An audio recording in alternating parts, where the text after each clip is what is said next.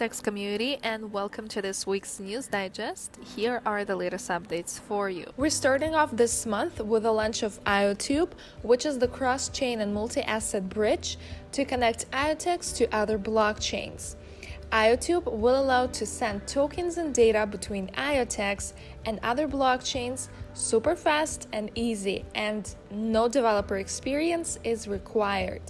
Make sure to read our new blog to find out more about IoTube, and we have also prepared a tutorial for you to show you how easy it is to use IoTube. And to celebrate IoTube launch, we're giving away IoTeX Ledger Nano S. The terms of the campaign are super simple. You just need to complete our survey via the link below by Thursday, September 10th, and get a chance to win one of the 5 limited edition IoTeX ledgers. And these were all of the updates for you this week. Thank you so much for your continuous support. Stay tuned for more news.